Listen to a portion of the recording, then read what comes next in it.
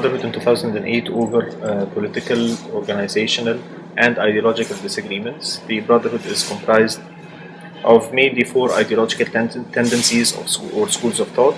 First is the school upon which it was originally founded, Hassan al-Banna School of Thought, which is an extension of a school that existed on the margins of Al-Azhar since the early 20th century, championed by people like Muhammad Abdu, the Mufti.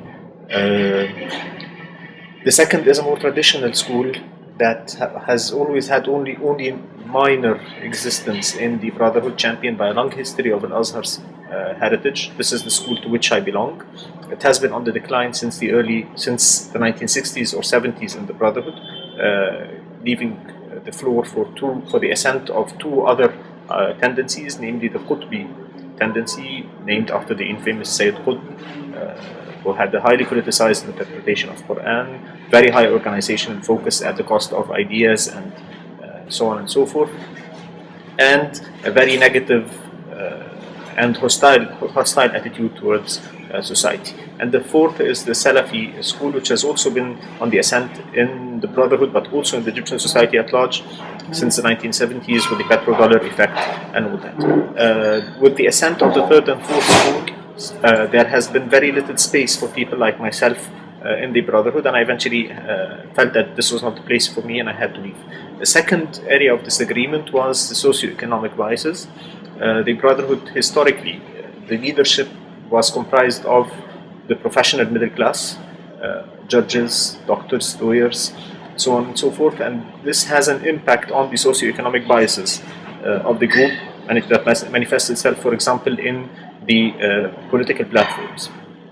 Since 2005, the Brotherhood has witnessed a very fast, rapid ascent of the business class to the leadership and also to other influential positions in the organization, which has had an impact on the overall socioeconomic biases. If you look at the Brotherhood's program today, it has very clear neoliberal biases, and this is something that I cannot accept, and I think it's very harmful in a country where over 40% of the population live below poverty line. A third area of disagreement is the organizational organization. Basically has to do with the way the organization functions. The Brotherhood is a Leninist organization, very highly centralized decision-making processes. Decision-making takes place within very narrow circles, and the execution is what is decentralized. And this type of organization has very little room for participation from the periphery of the organization, and this is why I don't think this is a place where I could have stayed for longer. Fourth is